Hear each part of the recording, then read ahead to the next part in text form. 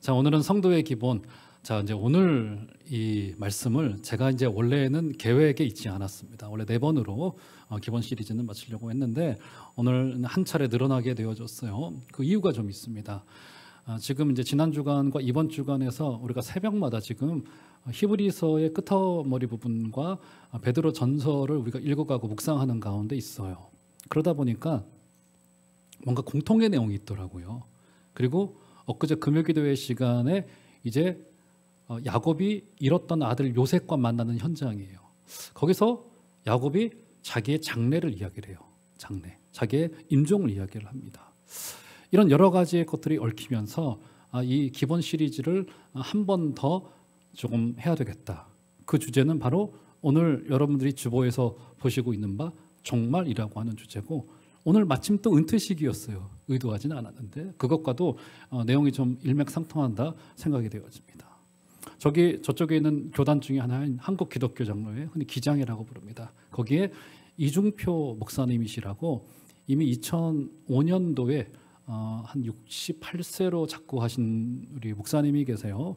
근데 그분이 흔히 말씀하셨던 이제 기장의 대표적인 인물이 되셨죠. 흔히 말씀하셨던 그분의 인생의 모토가 뭐였냐면 별세 신앙이었습니다. 별세 신앙, 별세. 자, 우리가 잘 안 쓰는 표현에 해당되어집니다. 별세. 자, 그런데 우리 주님께서는 별세를 말씀하셨죠. 기억나시나요, 여러분? 어디서 별세를 말씀하셨습니까? 기억나세요? 주님께서 3명의 제자들을 데리고 한 산에 올라가셨습니다. 주님의 모습이 아주 영광스럽게 변화되셨어요. 우리 주님께서는 공생의 3년을 보내시는 기간 동안에 그분 사람의 아들로 계셨기 때문에, 또 목수셨기 때문에 굉장히 그의 겉모습은 거친 모습이셨을 거예요. 멀끔한 모습이 아니셨을 거란 말이죠. 그런데 우리 주님께서는 한 산에 오르셔서, 흔히 그 산을 우리가 변화산이라고 부르죠.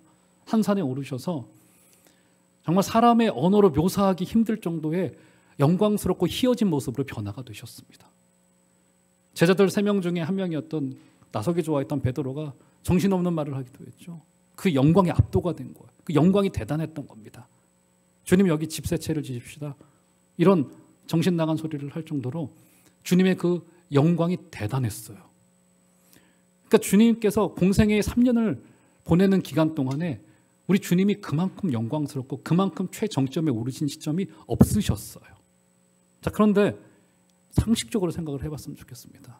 사람이 최정점에 있을 때 주로 어떤 이야기를 합니까? 어떻게 하면 더 잘 될 수 있을까? 여기까지 어떻게 올라왔는가? 업적을 자랑하기도 하고, 아니면 어떤 길로 가야 될까?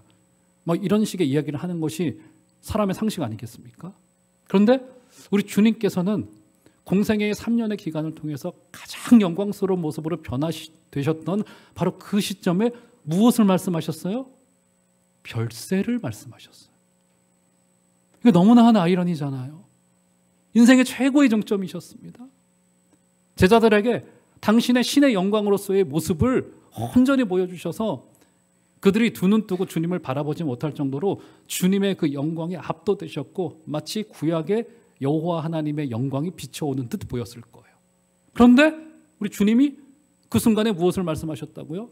그 순간에 떠나실 것을, 별세하실 것을, 우리말로 하자면 죽음을 말씀하셨어요.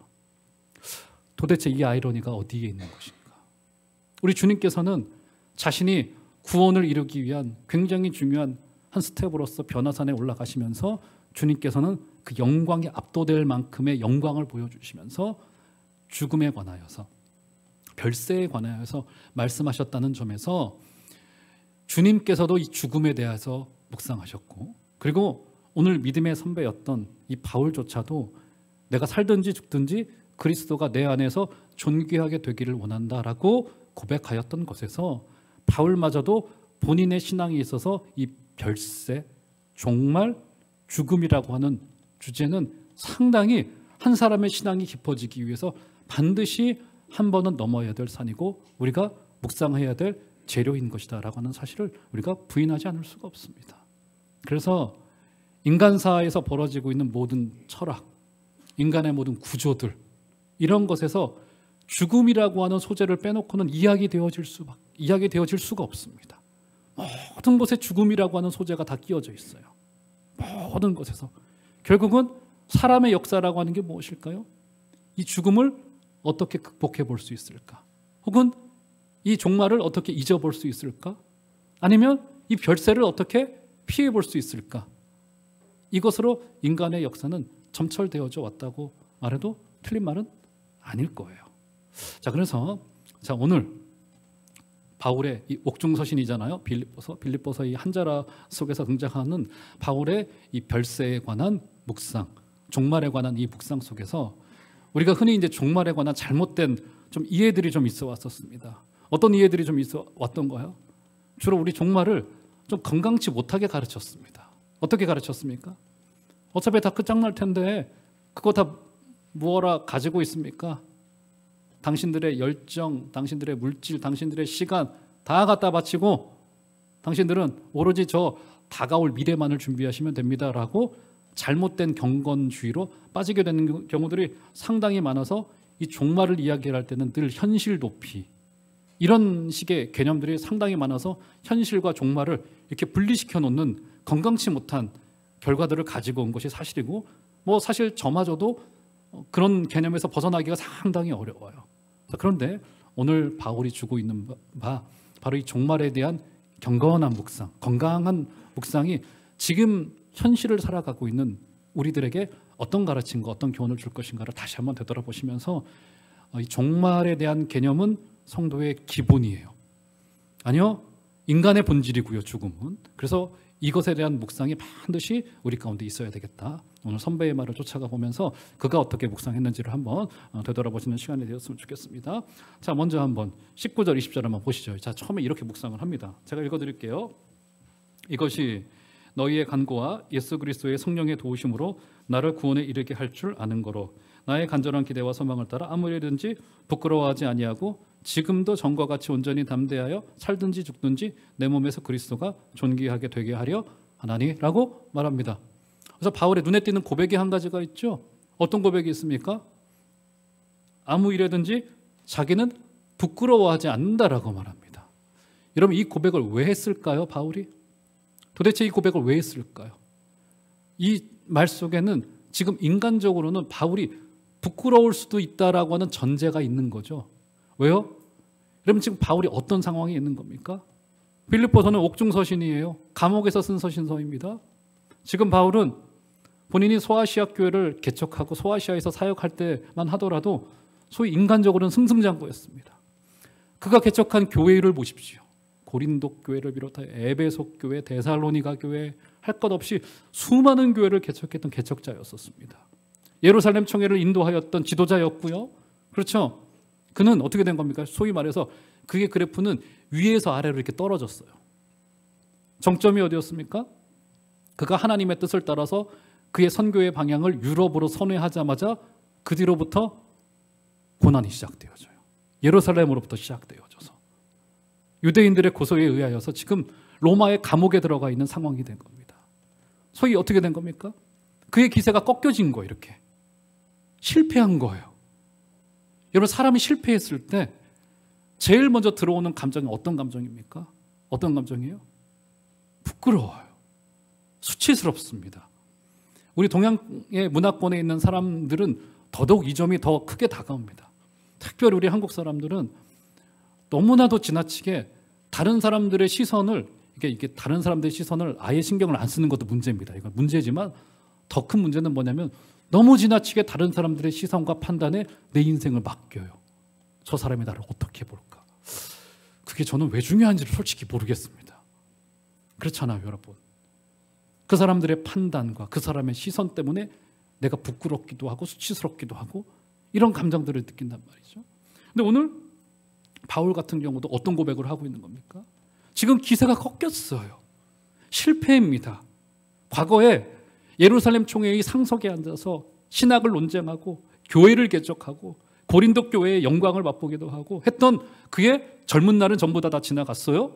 그의 기세가 꺾여진 거예요. 지금 로마의 감옥에 구금되어져서 그는 차례찬 감옥에 지금 발바닥 안에 있단 말이죠. 그런데 그는 부끄러워하지 않는데요. 자, 왜 부끄러워하지 않았을까? 여기서 부끄러워하지 않는다라고 하는 표현은 구약의 선지서에서 많이 등장하고 있는 표현인데 정말로 많이 등장합니다. 제가 다 찾아오고 싶을 정도로 굉장히 많은 부분에서 구약의 선지서가 이야기를 하고 있는데 제가 두 군데만 찾아왔는데 스크린에 눈을 넣어보시면 먼저 이사야서의 말씀, 이사야서 45장 17절을 한번 올려줘 보시면 자, 이렇게 이야기를 합니다. 이사야 45장 17절.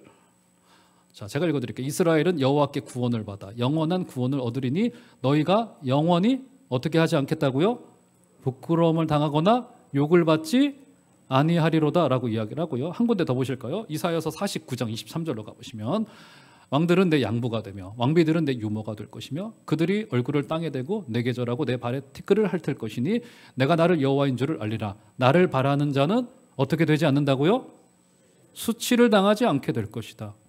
구약의 예언서에는 이런 말들이 많이 등장합니다.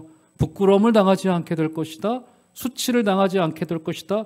이것 외에도 정말로 많아요. 구약의 이 예언서에는 주님으로 인하여서 부끄러움을 당하지 아니하게 될 것이다라고 하는 구절이 상당히 많습니다. 그런데 그 말씀들을 전부 다 통틀어서 찾아보면 공통점이 한 가지가 있습니다. 왜 부끄럽지 않는가? 우리가 흔히 나는 부끄럽지 않다, 나는 당당하다 할 때 어떨 때 당당합니까? 흔히 다른 사람들보다 더 성공했을 때, 뭔가 업적을 성취했을 때 당당하고 부끄럽지 않는다고 생각을 합니다. 그런데 구약 성경은 그런 이야기를 전혀 하질 않아요. 오늘 이사야서 45장과 49장에서도 동일하게 등장하고 있는 바 그 내용은 뭐냐면 왜 부끄럽지 않냐 했을 때의 공통점이 뭐냐면 바로 하나님과의 관계 때문에, 그분과 이렇게 고리처럼 엮여져 있는 하나님과의 이 관계 때문에 내가 부끄럽지 않다. 오늘 그래서 바울마저도 어떻게 고백합니까? 나는 아무 일에든지 부끄럽지 아니하고 했던 그의 의미를 이제 알 것 같아요. 뭡니까? 그는 차대찬 로마의 그 찬 바닥 안에 앉아 있을지라도 그가 인간적으로 생각하면 그의 기세가 꺾였고 그의 선교의 말년은 선교의 초기보다 좋지 않아요. 인간적으로는. 그럼에도 불구하고 나는 절대로 부끄럽지 않다. 왜요?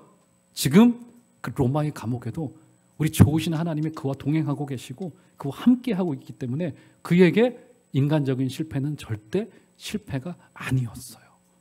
사랑하는 성도 여러분, 그래서 바울이 로마서 1장 16절에 어떻게 고백합니까? 내가 복음을 부끄러워하지 아니하노니. 왜요, 여러분?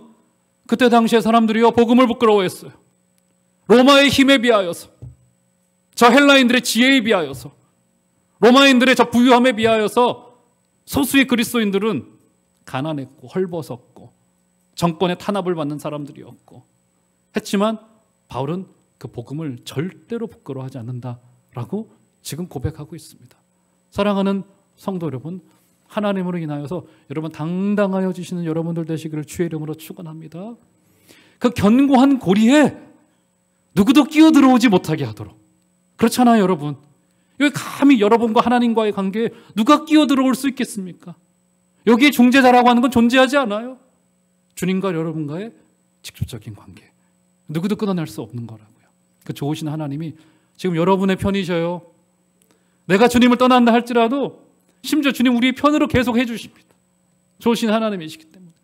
그렇기 때문에 우리는 부끄럽지 않고 그분 앞에 당당할 수 있고, 사랑하는 여러분, 그 당당한, 건강한 당당함을 가지고 이 땅을 승리해 주시는 여러분들 되시기를 주의 이름으로 축원합니다.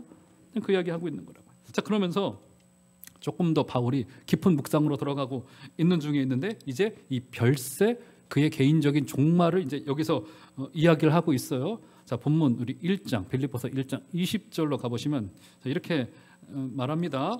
나의 간절한 기대와 소망을 따라 아무 일에든지 부끄러워하지 아니하고 지금도 전과 같이 온전히 담대하여 살든지 죽든지 내 몸에서 그리스도가 존귀하게 되게 하려 하나니. 예, 살든지 죽든지 했던 이 말에서 바울이 자신의 죽음을 어느 정도 직감하고 있다, 본능적으로 하는 것을 우리가 알 수 있는 바인 거예요. 자, 21절은 그 유명한 말씀이죠. 다 같이 한번 21절을 읽어볼까요? 읽겠습니다. 시작. 이는 내게 사는 것이 그리스도니 죽는 것도 유익함이라. 예, 그 유명한 말씀이 등장하죠. 자, 이 말은요 한국말로 번역을 잘했는데 조금 아쉬워요. 이 말은 헬라말로 어떻게 되어져 있냐면 그대로 번역을 해드리면 사는 것 딱 네 마디입니다. 사는 것 그리스도, 죽는 것 유익 하고 마침표를 딱 찍어요. 다시요. 사는 것 그리스도, 죽는 것 유익. 이게 정확히 원문상 되어져 있는 헬라 말이고 바울이 썼던 말이에요. 단호하죠. 그렇죠? 그러면서 바울은 이 자신의 개인의 종말에 관한 매우 혁명적인 묵상을 지금 합니다. 23절로 가보시면 자, 이렇게 묵상을 해요. 내가 그들 사이에 끼었으니 그 둘이 뭡니까? 삶과 죽음 사이에 끼어 있어요. 바울은 지금 죽음을 직감하고 있는 거예요. 지금 차라리 세상을 떠나서 그리스도와 함께 있는 것이 훨씬 더 좋은 일이라 그렇게 하고 싶으나. 자, 여기서 굉장히 중요한 표현 한 가지가 등장합니다. 어떤 표현입니까? 차라리 세상을 어떻게 한다고요? 떠난다고 이야기를 해요. 자, 우리말 느낌과 비슷해요. 세상을 떠난다. 그런데 우리가 죽음을 흔히 저분이 세상을 떠났다고 표현을 하죠. 그 말은 우리 시선의 관점에서 그분이 떠나신 거예요. 그렇잖아요. 내가 혼자 떠난다고 말하지는 않습니다. 그분이 세상을 떠나셨다고 표현을 합니다. 세상을 떠나셨다. 그러니까 우리에게서 멀어져 가신 거예요. 떠났다고 말하는데 근데 여기서의 떠난다는 그 의미가 아니에요. 자, 제가 전에 한번 말씀드린 기억이 나는데 그래서 떠난다라고 했을 때는 세 가지의 의미를 가지고 있습니다. 세 가지. 제가 간단하게 설명을 해드릴게요. 첫 번째, 여기 말하고 있는 이 떠나다라고 하는 아나로사이라고 하는 이 말은 굉장히 독특한 표현이고 당시의 문헌을 살펴보면 크게 세 가지의 의미를 가지고 있습니다. 첫 번째 뭐냐면 자, 그거 좋아하시는 분들 계시죠? 캠핑. 그렇죠? 여기서 떠난다라고 하는 말은 그 캠핑 갔을 때 여러분 뭡니까? 이 천막이라고 하죠. 텐트라고 하죠. 텐트를 거두다라고 하는 뜻을 가지고 있습니다. 그러니까 군인들이 자신이 살던 임시 천막을 거두다라고 하는 뜻을 가지고 있어요. 여러분 캠핑하니까 굉장히 낭만적으로 들리는데 저는 우리 아이들이 가끔 이제 캠핑 이야기를 했는데 전 그게 너무너무 좀 싫어요. 왜 싫으냐면 그래서 한 번도 해본 적이 없어요. 왜냐하면 제가 96년도 군 생활을 할 때 그때 이제 호국훈련이라고 11박 12일을 했습니다. 미군하고 뭐 같이 하는 건데 11박 12일 하면서 7일 동안 양치 못했죠.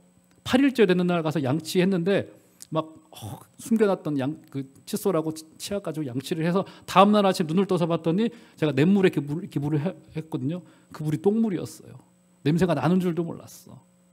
너무너무 그 텐트 생활이 너무 싫었어요. 그 11박 12일 하는 동안에 12일 동안 텐트 생활했으니 얼마나 꼬질꼬질하고 머리 못 감고 얼마나 냄새가 났을까요? 그 기억 때문인 건지 제가 싫었습니다. 전쟁이 났어요. 남자들을 병사로 모집을 합니다. 전쟁을 치러내면서 천막 생활을 했어요. 그러다가 어느 한날에 지휘관의 나팔을 부하고 봅니다. 전부 다 병사들을 소집을 시킵니다. 그리고 한 가지 공포를 해요. 이제 오늘부로 전쟁은 승리로 끝났어. 전부 다 해산하고 소집 해제하오니 고향 땅으로 돌아가시오. 하자 병사들이 어떻게 합니까? 제일 먼저 하는 일이 뭐예요? 짐을 챙기고 살고 있던 천막을 정리를 해요. 볼대를 딱 뽑습니다. 그러면 여러분 텐트 뭐 좋아하시는 분들 아시죠? 그럼 어떻게 됩니까? 팽팽했던 텐트가 어떻게 돼요? 폴싹하고 주저앉아요.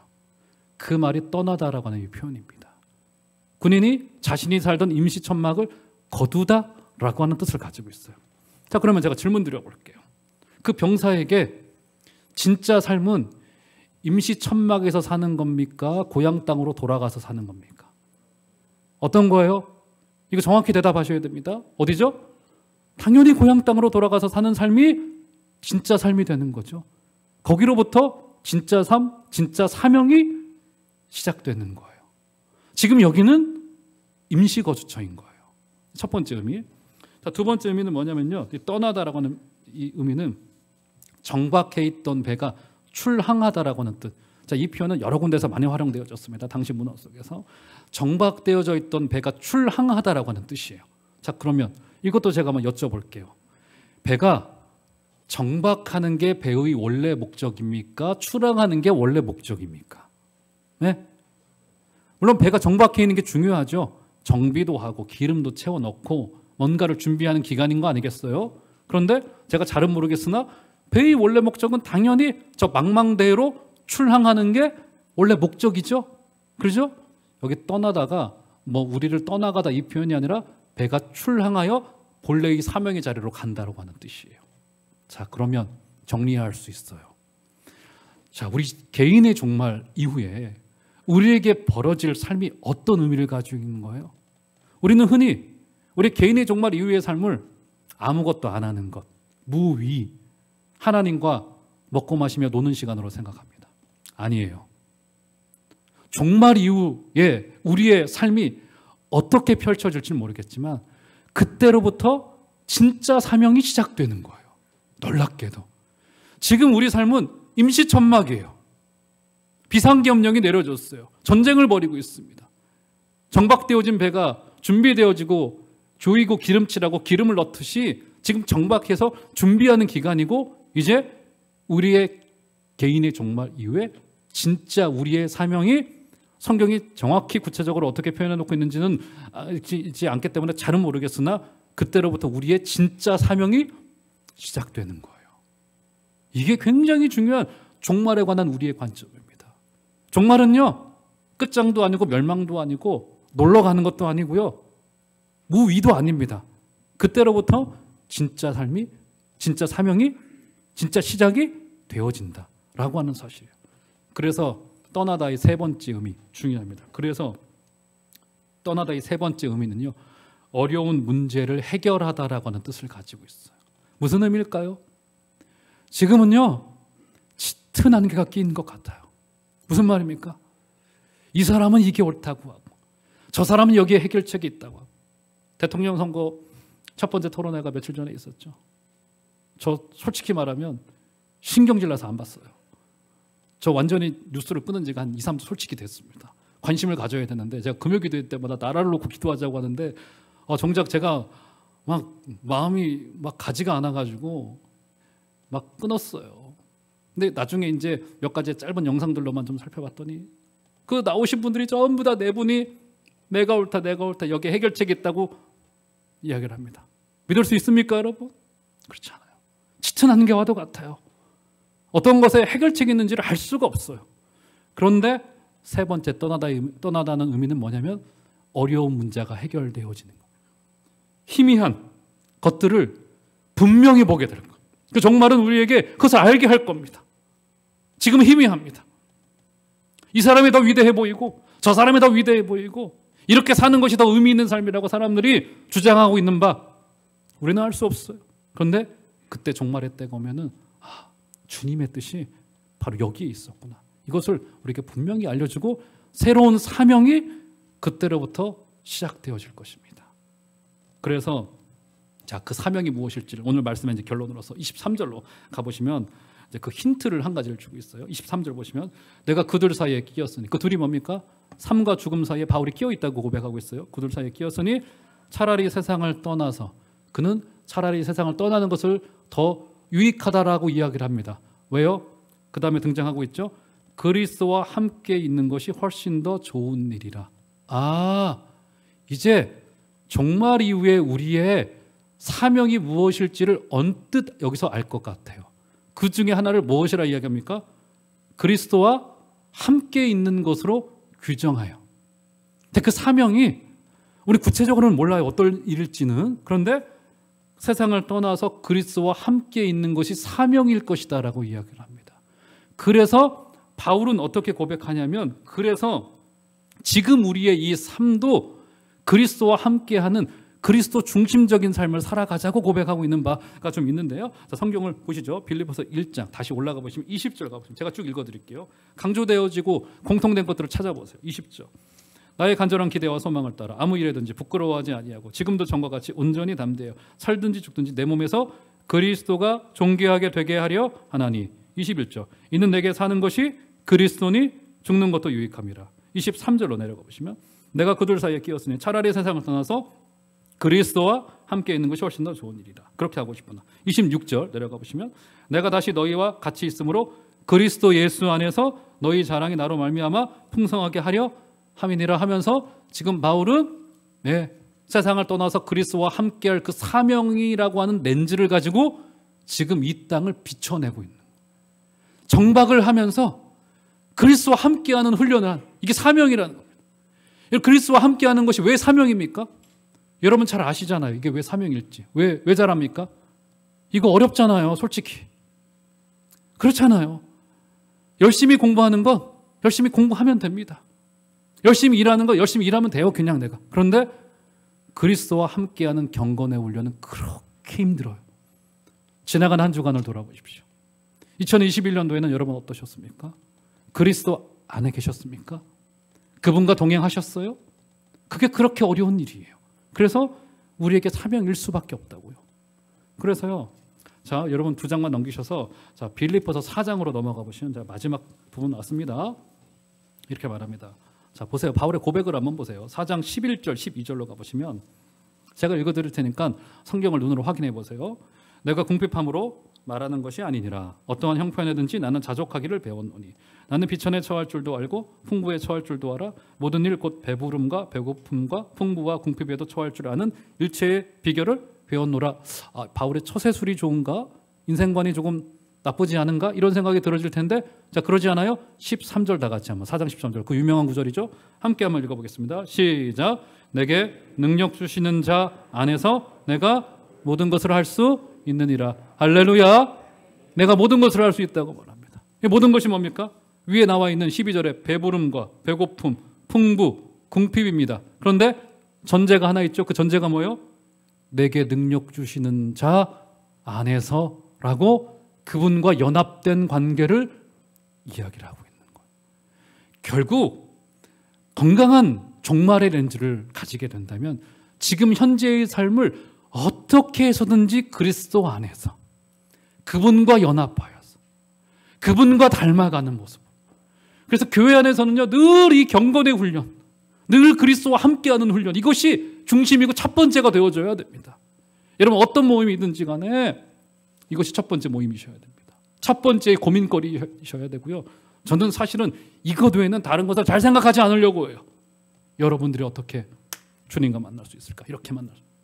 어떻게 여러분들이 주님과 엮여지고 그분 안에 들어가서 그분의 언어를 배우고 그분의 성품을 발견하고 그분과 닮아지게 되어지고 이 예배의 현장이야말로 사랑의 관계로 만나는 자리라고 말씀드렸잖아요. 우리 주님과 만나시고 사랑하는 여러분, 저와 여러분들의 얼굴이 해같이 빛나게 되어져서 주님을 닮아가는 은혜가 있기를 주의 이름으로 축원합니다. 그렇죠? 그래서요, 이것이 우리의 성도의 삶의 마지막을 준비하는 지혜. 제가 이 이야기만 해드리고 말씀을 마치도록 하겠습니다. 누가복음 16장에 보면요, 우리 주님께서 스토리 한 가지를 말씀해 주세요. 한 주인이 있었습니다. 밑에 청지기 한 명이 있었어요. 그를 우리는 흔히 불의한 청지기라고 이해하고 있습니다. 그가 어떤 일을 했습니까? 돈을 삥땅 쳤어요. 주인이 해고장을 날립니다. 그러니까 그 불의한 청지기가 어떤 짓을 해요?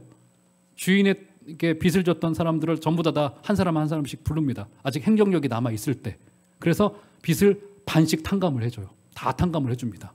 그런 이야기를 주님께서 쭉 스토리를 이야기를 하시면서 그 불의한 청지기를 칭찬하세요? 책망하세요? 우리 주님이 칭찬하세요. 도대체 오리무중이에요. 그의 도둑질을 주님께서 인정하신 것일까? 아닐 거예요. 그의 비윤리적인 모습을 주님께서 받아들이신 것일까? 아니에요. 우리 도둑질하면 안 됩니다. 그런데 그 이야기의 초점은 거기에 있질 않아요. 주님이 무엇을 칭찬한 거예요? 죽음과도 같은 해고장을 받고 난 이후의 삶을 그는 준비했어요. 그 이야기에서의 초점은 종말 이후를 준비하는 성도의 자세를 강조하기 위하여서 그렇게 극단적인 스토리를 주님께서 가져오실 정도로 종말을 준비하는 우리의 지혜는 중요하다라고 하는 사실입니다. 사랑하는 여러분, 종말 이후는 끝장이 아니고 소멸도 아니고요, 무위도 아니고요, 먹고 마시고 놀고 하는 것도 아닙니다. 새로운 사명이 시작되어지고 지금은 정박되어져 있는 배와도 같아요. 오늘 은퇴하신 선배님 여러분, 은퇴가 마지막은 아닙니다. 시작인 거잖아요. 안나와도 같이 여기 서 있는 저를 위한 기도 제목을 좀 앞자리에, 지금까지도 그리 해주셨을 텐데 더 앞자리에 좀 둬주시고, 여러분의 기도로 제가 복을 받으면 또 우리 교회가 복을 받는 거 아니겠습니까? 제가 앞에서 말 버벅거리지 않고 설교 잘 준비하도록, 흐트러지지 않고 늘 주님을 따라갈 수 있도록 꼭 기도해 주시고, 사명은 멈춰지지 않아요. 심지어 죽음도 우리의 사명을 멈출 수 없고 진짜 사명이 시작된다라고 이야기를 하고 있는 겁니다. 온 교우 여러분, 그때를 지금 그리스도와 연합하여 동행하여 주시고 지금 그리스도와 그 경건의 깊은 자리로 가서 우리 주님을 닮아가시는 훈련을 힘있게 감당하시는 여러분들 다 되어 주시기를 주 이름으로 축원합니다.